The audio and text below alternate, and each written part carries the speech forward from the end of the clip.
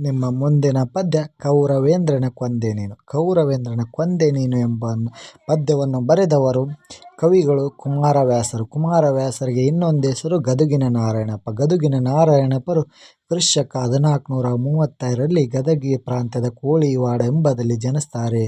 ಇವರು ಮಹಾಭಾರತವನ್ನು ಕನ್ನಡದಲ್ಲಿ ಕೂಡ ರಚಿಸಿದ್ದಾರೆ. ಇವರು ಬರೆದಿರ್ತಕ್ಕಂಥ ಕೃತಿಗಳು ಕರ್ನಾಟಕ ಭಾರತ ಕಥಾಮಂಜರಿ. ಇದು ಏನಪ್ಪ, ಕರ್ನಾಟಕ ಕಥಾಮಂಜರಿ ಕಾವ್ಯವನ್ನು ಗದುಗಿನ ಭಾರತ, ಕುಮಾರವ್ಯಾಸ ಭಾರತ, ಕನ್ನಡ ಭಾರತ ಎಂದು ಕೂಡ ಕರೀತಾರೆ. ಇವರಿಗೆ ಒಂದು ಬಿರುದ ಇರ್ತೈತಿ.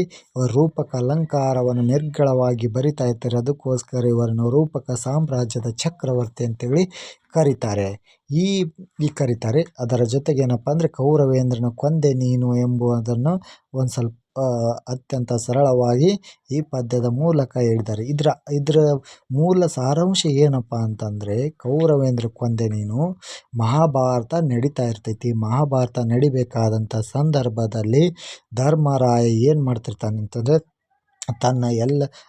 ತನ್ನ ಎಲ್ಲ ಸಂಬಂಧಿರನ್ನು ಕರೆದುಕೊಂಡು ಹೋಗಿ ಅಲ್ಲಿ ದೂತ ಸಭೆಯಲ್ಲಿ ಏನಪ್ಪ ಅಂತಂದರೆ, ಇವರು 12 ವರ್ಷ ವನವಾಸ, 1 ವರ್ಷ ಅಜ್ಞಾತವಾಸವನ್ನು ಮಾಡಬೇಕಾಗಿ ಎಂದು ಹೇಳ್ತಾರೆ. ಇವರು ಏನು ಮಾಡ್ತಾನೆ, ಧರ್ಮರಾಯ ತನ್ನ 4 ಜನ ತಮ್ಮಂದಿರನ್ನು ಕರೆದುಕೊಂಡು ಹೋಗಿ ವನವಾಸ ಮತ್ತು ಅಜ್ಞಾತವಾಸವನ್ನು ಮುಗಿಸಿ ಮತ್ತೆ ರಾಜ್ಯಕ್ಕೆ ಬರ್ತಾನೆ. ರಾಜ್ಯಕ್ಕೆ ಬಂದ ಸಂದರ್ಭದಲ್ಲಿ ಇಲ್ಲೇನಪ್ಪ ಅಂದರೆ ತಮ್ಮ ರಾಜ್ಯವನ್ನು ತಾವು ಮತ್ತೆ ಕೇಳ್ತಾರೆ. ಕೇಳಿದಂಥ ಸಂದರ್ಭದಲ್ಲಿ ಕೌರವರು ಅದನ್ನು ಕೊಡಲು ದುರ್ಯೋಧನ ನಿರಾಕರಿಸ್ತಾನೆ. ಅಂಥ ಸಂದರ್ಭದಲ್ಲಿ ಸಂಧಾನಕ್ಕೆಂದು ಯಾರನ್ನು ಕಳಿಸ್ತಾರೆ, ಕೃಷ್ಣನನ್ನು ಕಳಿಸ್ತಾರೆ. ಸಂಧಾನ ಅಂತಂದರೆ ಅದನ್ನು ಬಗೆಹರಿಸಂಬರಕ್ಕೆ ಕಳಿಸ್ತಾರೆ. ಬಗೆಹರಿಸಂಬರಕ್ಕೆ ಬಂದಾಗ ಕೃಷ್ಣ ಪ್ರಥಮವಾಗಿ ಯಾರಂತಂದರೆ ವಿದುರ ಅಂತಿರ್ತಾನೆ. ವಿದುರನ ಭೇಟಿ ಆಗ್ತಾನೆ. ವಿದುರ ಅಂತಂದರೆ ಇವನ ಮಹಾಭಾರತದಲ್ಲಿ ಅತ್ಯಂತ ಶಕ್ತಿಶಾಲಿ ಇರ್ತಕ್ಕಂಥ ಯೋಧರೊಳಗೆ ಅತೀ ಬುದ್ಧಿವಂತ ಮತ್ತು ಯೋಧರೊಳಗೆ ಅಪ್ರತಿಮ ಯೋಧ ಆಗಿರ್ತಾನೆ. ಅವನ ಜೊತೆ ಒಂದು ಸ್ವಲ್ಪ ಜಗಳ ಮಾಡ್ತಾನೆ. ಜಗಳ ಮಾಡಿ ಏನು ಮಾಡ್ತಾರೆ, ವಿದುರ ನಾನು ಬಿಲ್ಲನ್ನು ಮುಟ್ಟಲ್ಲ ಅಂತೇಳಿ ಬಿಲ್ಲನ್ನು ಮುರಿದೋಗಿತಾನೆ. ಅವಾಗ ಏನು ಮಾಡ್ತಾನೆ, ಮುಂದೆ ಬರ್ತಾನೆ. ಮುಂದೆ ಬಂದಾಗ ಸಂಧಿ ಮಾಡ್ಕೋಬೇಕಂತ ಬರ್ತಾನೆ. ಅವಾಗ ಯಾರು ಮಾತು ಕೇಳಂಗಿಲ್ಲ. ಅವಾಗ ಏನು ಮಾಡ್ತಾನೆ, ಯುದ್ಧವೇ ಮಾಡ್ಬೇಕಂತೇಳಿ ತೀರ್ಮಾನ ಮಾಡ್ತಾರೆ. ಅವಾಗ ಪಾಂಡವರನ್ನು ಕೊಲ್ಲಬಲ್ಲಂಥ ಕೌರವರದಲ್ಲಿರ್ತಕ್ಕಂಥ ಸೈನಿಕರಲ್ಲಿ ಸಾಮರ್ಥ್ಯ ಹೊಂದಿರತಕ್ಕಂಥವರಂದರೆ ವಿದುರ ಮತ್ತು ಕರ್ಣ ಆಗಿರ್ತಾರೆ. ಆ ವಿದುರ ಮತ್ತು ಕರ್ಣ, ವಿದುರನ ಬಿಲ್ ಮುರಿಸಿ ಹೋಗೋದು ಬಿಡ್ತಾನೆ, ಯುದ್ಧಕ್ಕೆ ಬರಲ್ಲ ಅಂತ ಕನ್ಫರ್ಮ್ ಆಯ್ತು. ಇನ್ನೊಬ್ಬ ಯಾರು ಉಳಿತಾನೆ ಅಂದರೆ ಕರ್ಣ ಉಳಿತಾನೆ. ಕರ್ಣ ಮಾತ್ರ ಯುದ್ಧಕ್ಕೆ ಬಂದರೆ ಅರ್ಜುನನ್ನು ಮತ್ತು ಪಾಂಡವರನ್ನು ನಾಶ ಮಾಡಬಲ್ಲಂಥ ಏಕೈಕ ವೀರ ಅಂತೇಳಿ ಗೊತ್ತಿರ್ತೈತಿ. ಅವಾಗ ಏನು ಮಾಡ್ತಾನಪ್ಪ ಅಂತಂದರೆ, ಶ್ರೀಕೃಷ್ಣ ತನ್ನ ಕಪಟ, ತನ್ನ ಸುಳ್ಳು, ತನ್ನ ಮೋಸ ವಂಚನೆಗಳಿಂದ ಹೆಂಗಾದರೂ ಮಾಡಿ ಪಾಂಡವರನ್ನು ಗೆಲ್ಲಿಸಬೇಕೆಂಬುದು ಅವನ ಮನಕ್ಕೆ ದಟ್ಟವಾಗ್ತೈತಿ. ಮಹಾಭಾರತ ಯುದ್ಧ ನಡಿಬೇಕಾದಂಥ ಸಂದರ್ಭದಲ್ಲಿ ನೇರವಾಗಿ ಕೃಷ್ಣ ಏನಪ್ಪ ಅಂತಂದರೆ ಕರ್ಣನ ಜೊತೆಗೆ ಮಾತುಕತೆ ನಡೆಸಬೇಕಂತ ಪ್ರಯತ್ನ ಮಾಡಿಕೊಂಡು ಬರ್ತಾನೆ. ಏಕೆಂದರೆ ಅಲ್ಲಿ ನಾಳೆ ಏನಾಗಿರ್ತೈತಿ, ಅರ್ಜುನ ಮತ್ತು ಕೃಷ್ಣಾರ್ಜುನರ ಕಾಳಗ ನಡೀತಾ ಇರ್ತೈತಿ. ಕೃಷ್ಣ ಏನಾದರೂ ಕರ್ಣನ ಜೊತೆಗೆ ಸಂಧಾನ ಮಾಡಿಕೊಳ್ಳಿಕಪ್ಪ ಅಂತಂದರೆ ನಾಳೆ ಕರ್ಣ ಹೋಗಿ ಅರ್ಜುನರನ್ನು, ಪಾಂಡವರನ್ನು ಸೋಲಿಸಿ ಸಾಯಿಸಿ ಬಿಡ್ತಾನೆ ಅನ್ನೋದು ಕೃಷ್ಣಗೆ ಗೊತ್ತಿರ್ತೈತಿ. ಅವಾಗ ಏನು ಮಾಡ್ತಾನೆ, ಕೃಷ್ಣ ಹೋಗಿ ಕರ್ಣನನ್ನು ಭೇಟಿ ಆಗ್ತಾನೆ. ಕರ್ಣ, ನಿನಗೊಂದು ಸತ್ಯ ಹೇಳ್ತೇನೆ ಕೇಳು ಅಂತಾನೆ. ಆ ಸತ್ಯ ಏನು ಹೇಳು ಅಂತ ಹೇಳಿದಾಗ, ಹೇಳು ಕೃಷ್ಣ ಹೇಳಂತಾನೆ. ಅವಾಗ ಕರ್ಣ ಹೇಳಂದ. ಕೃಷ್ಣ ಹೇಳ್ತಾನೆ, ನಿನಗೂ ಅರಿಯದ ಒಂದು ಸತ್ಯ ಇದೆ. ನೀನೇ ಬೇರೆ ಯಾರು ಅಲ್ಲ. ಪಾಂಡವರು ಕೌರವರ ಇಬ್ಬರ ಅಧಿಪತಿ ರಾಜ ಯಾರಾಗಬೇಕಾಗಿತ್ತಪ್ಪ ಅಂತಂದರೆ ನೀನಾಗಬೇಕು. ಯಾಕಪ್ಪ ಅಂತಂದರೆ ನಿನ್ನ ತಾಯಿ ದುರ್ವಾಸ ಮುನಿಗಳು ಕೊಟ್ಟಿರ್ತಕ್ಕಂಥ ಒಂದು 5 ವರಗಳನ್ನು ಕೊಟ್ಟಿರ್ತಾರೆ. 5 ವರಗಳಲ್ಲಿ ಪ್ರಥಮ ವರವನ್ನು ಬಳಸಿ ನಿನ್ನ ತಾಯಿ ತನ್ನ ಅರಿಯದ ವಯಸ್ಸಿನಲ್ಲಿ, ಚಿಕ್ಕ ವಯಸ್ಸಿನಲ್ಲಿ ಬಳಸಿ ಸೂರ್ಯದೇವನಿಂದ ನಿನ್ನ ವರಪುತ್ರನಾಗಿ ಪಡೆದು ಸೂರ್ಯದೇವನಿಂದ ವರಪುತ್ರನಾಗಿ ನಿನ್ನನ್ನು ಪಡೆದುಕೊಂಡು, ಆವಾಗ ಇನ್ನೂ ಮದುವೆ ಆಗದೇ ಇರತಕ್ಕಂಥ ನಿನ್ನ ತಾಯಿ ಕುಂತಿ ನಿನ್ನನ್ನು ಹೊಳೆಯಲ್ಲಿ ಬಿಡ್ತಾಳೆ. ಆ ಹೊಳೆಯಲ್ಲಿ ಬಿಟ್ಟಂಥ ಸಂದರ್ಭದಲ್ಲಿ ನೀನು ಬೇರೆಡೆಗೆ ಸಿಗ್ತೀಯ. ಅದಕ್ಕೋಸ್ಕರ ನೀನು ಏನಪ್ಪ ಅಂತಂದರೆ ಪಾಂಡವರ ಹಿರಿಯ ಸೋದರ, ಕೌರವರ ಪಾಂಡವರ ಇಬ್ಬರು ಸೇರಿ ನಿನ್ನ ಕಾಲು ಸೇವೆ ಮಾಡಬೇಕಾದಂಥ ಸಾಮ್ರಾಜ್ಯದ ಅಧಿಪತಿ ನೀನಾಗಿದೆಯಾ. ಏಕೆ ನಿನ್ನ ತಮ್ಮಂದಿರನ್ನು ಕೊಲ್ತೀಯ? ಕೌರವದರ ಜೊತೆಗೆ ಯಾಕೆ ಕೈ ಜೋಡಿಸಿದ್ಯಾ? ಬೇಡ, ಬಿಟ್ಟು ಬಂದು ಸಂಧಾನ ಮಾಡಿಕೊಂಡು ಪಾಂಡವರ ಜೊತೆಗೆ ನಿಂತು ನಿಮ್ಮ ಸಾಮ್ರಾಜ್ಯದ ಅಧಿಪತಿಯಾಗು ನೀನು ಕರ್ಣ ಅಂತೇಳಿ ಕೃಷ್ಣ ಹೇಳ್ತಾನ. ಇದನ್ನು ಕೇಳಿದ ಕರ್ಣ, ನೀನೇನು ಸುಳ್ಳು ಹೇಳಕ್ಕೆ ಬಂದು ಇಂಥವೆಲ್ಲ ಹೇಳಕ್ಕೆ ಹೋಗಬೇಡ.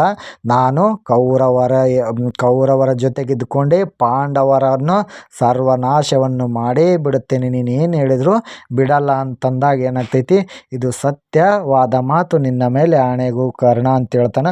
ಅವಾಗ ಅದನ್ನು ನಂಬಿ ಏನು ಮಾಡ್ತಾನೆ, ಅದಕ್ಕೋಸ್ಕರ ಏನು ಹೇಳ್ತಾನೆ ಅಂತಂದರೆ, ನೀವೆಲ್ಲ ಇವಾಗ ಬಂದಿದ್ದೀರಿ, ನನ್ನಿಂದ ಆಪತ್ತು ಬಂದೈತೆ ಅಂತ. ನಾನು ಆಪತ್ತಿನ ದಿನಮಾನಗಳಲ್ಲಿ ಯಾರು ಪಾಂಡವರು ಬರಲಿಲ್ಲ, ಕೃಷ್ಣ ನೀನು ಬರಲಿಲ್ಲ. ಅವಾಗ ನನ್ನನ್ನು ಮೇನಾಗಿ ಕರೆದುಕೊಂಡವರು ಕೌರವ ಸಾಮ್ರಾಜ್ಞನನ್ನ ಗೆಳೆಯ ದುರ್ಯೋಧನ. ನಾನು ಅವನಿಗೆ ಸಮರ್ಪಣೆ ಆಗ್ತಾಯಿದೆ, ನನ್ನ ಜೀವ ಎಲ್ಲನೂ ದುರ್ಯೋಧನಿಗೆ ಸಮರ್ಪಣೆ ಇದೆ. ನಾನು ಎಂದಿಗೂ ಕೂಡ ಆ ಸಮರ್ಪಣೆಯನ್ನು ನಿಮ್ಮ ಕಡೆಗೆ ಕೊಡಲು ಸಾಧ್ಯವಿಲ್ಲ. ನಾನು ಏನಾದರೂ ಯುದ್ಧವನ್ನು ಮಾಡಬೇಕಾಗಿದ್ದರೆ ಕೌರವರ ಪರವಾಗಿ ಪಾಂಡವರ ವಿರುದ್ಧವಾಗಿ ಮಾಡೇ ಮಾಡುತ್ತೇನೆ.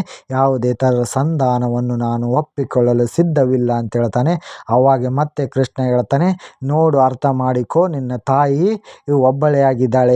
ನೀನು ಸೂರ್ಯದೇವನ ವರಬಲದಿಂದ ಜನಿಸಿದೆಯಾ.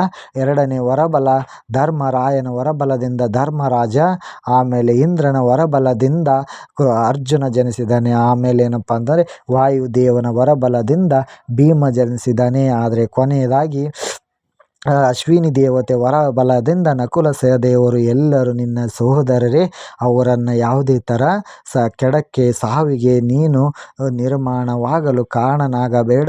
ನಿನ್ನ ಸಾಮ್ರಾಜ್ಯದ ಅಧಿಪತಿಯಾಗಿ ನಿನ್ನ ಜೀವನವನ್ನು ನಡೆಸು ಕರ್ಣ ಅಂತಂದಾಗ ಏನಾಗ್ತಾನೆ, ಅವಾಗ ಒಂದು ಸ್ವಲ್ಪ ದುಃಖ ಬರ್ತೈತಿ. ನನ್ನ ತಾಯಿ ಹೀಗೆ ಮಾಡಿದಳೆ ಎನ್ನುವಂಥ ದುಃಖದಲ್ಲಿ ನೆನೆದುಕೊಂಡು ಕೃಷ್ಣನಿಗೆ ಒಂದು ಮಾತು ಕೊಡ್ತಾನೆ, ಯುದ್ಧವನ್ನು ಮಾಡುತ್ತೇನೆ, ಯಾರು ಬೇಕಿದ್ರು ತಡೀದ್ರಿ ಹೋಗ್ರಿ ಅಂತೇಳಿ ಸಂಧಾನ ಒಪ್ಪದೆ ಮಾಡಿ ಕಳಿಸ್ತಾನೆ. ಅವಾಗ ಏನು ಮಾಡ್ತಾಳಪ್ಪ ಅಂತಂದರೆ ಕೃಷ್ಣನ ಮಾತು ಕೇಳೋದಕ್ಕೆ ಅಲ್ಲಿ ಏನು ಮಾಡ್ತಾನಪ್ಪ ಅಂತಂದರೆ ಕರ್ಣ ಯುದ್ಧಕ್ಕೆ ಸಿದ್ಧನಾಗ್ತಾನೆ. ಮುಂದೆ ನಡೆಯುವಂಥ ಮಹಾಭಾರತ ಈ ಪಾಠದಾಗ ಇಷ್ಟೇ ಐತಿ. ಮುಂದೆ ನಡೀತಕ್ಕಂಥ ಮಹಾಭಾರತ ಕೃಷ್ಣನ ಜೊತೆ ಸಂಧಾನ ಒಪ್ಪಂಗಿಲ್ಲ. ಮತ್ತು ಅವ್ರ ತಾಯಿ ಬರ್ತಾಳೆ, ತಾಯಿ ಬಂದ ನೀ ನನ್ನ ಮಗ ಅಂತ ಹೇಳ್ತಾಳೆ ಕುಂತಿ. ಇದು ಈ ಪಾಠದ ಹೊರತಾಗಿ ಬೇರೆ ಇದು ಎಕ್ಸ್ಟ್ರಾ. ಅವಾಗ ತಾಯಿ ನಿನ್ನ ಮಗ ಅಂತಂತಾಳೆ. ತಾಯಿ ನಿನ್ನ ಮಗ ಅಂದಾಗ ಇಷ್ಟು ದಿನ ಎಲ್ಲಿ ಹೋಗಿದ್ನ ಮಗ, ಇನ್ನು ಮುಂದೆ ಯಾವಾಗ ಬಂದಂತಾಳೆ. ಅವಾಗ ಏನಾಗ್ತಾನೆ, ಕರ್ಣ ಒಂದು ಸ್ವಲ್ಪ ಹೊತ್ತು ಕಣ್ಣೀರು ತೆಗೆದು ತಾಯಿ ದುಃಖ ಮಾಡಿ ನಿನಗೆ ಹೇಳ್ತಾನೆ, ನಿನಗೆ ಕೊಂದರೆ ನಿಮ್ಮ ಯಾರನ್ನೂ ಉಳ್ಕ್ಯದ 4 ಮಕ್ಕಳ ಮೇಲೆ ಯಾರನ್ನೂ ಕೊರಲ್ಲ, ಕೊಂದರೆ ಅರ್ಜುನನ್ನ ಸಾಯಿಸ್ತೀನಿ, ಇಲ್ಲತ್ತಂತ ನಾನು ಸಾಯ್ತೀನಿ ಅಂತ ಹೇಳ್ತಾನೆ. ನಿನ್ನ ಮಕ್ಕಳಿಗೆ ತೊಂದರೆ ಮಾಡಲ್ಲ, ಹೋಗು ನೀನು ಅಂತ ಹೇಳ್ತಾಳೆ. ಹೇಳ್ಕೇಸಿ ಕಳಿಸ್ತಾಳೆ. ಇದು ಮಹಾಭಾರತದ ಕರ್ಣನಲ್ಲಿರ್ತಕ್ಕಂಥ ನಡೀತಕ್ಕಂಥ ಸಂಭಾಷಣೆಯನ್ನು ಕೌರವೇಂದ್ರನಿಗೆ ಕೊಂದೆ ನೀನು ಅಂತ ಯಾಕೆ ಹೇಳ್ತಾನಪ್ಪ ಅಂತಂದರೆ, ಕೃಷ್ಣನು ಇಲ್ಲ ಸಲ್ಲದ ಎಲ್ಲ ಹಳೆಯ ನೆನಪುಗಳನ್ನು ಎಲ್ಲಗಳನ್ನು ನೆನಪು ಮಾಡಿದಾಗ ಏನಾಗ್ತೈತಿ, ಈ ನೀನು ಕೌರವೇಂದ್ರನ ಕೊಂದೆ ನೀನು ಅಂತೇಳಿ ಇದನ್ನೇನಪ್ಪ ಅಂತಂದರೆ ಕರ್ಣ ಕೃಷ್ಣನ ಮುಂದೆ ಹೇಳಲಾಗ್ತೈತಿ. ಈ ಪದ್ಯದ ಸಾರಾಂಶ ಇದು ಆಗಿದೆ.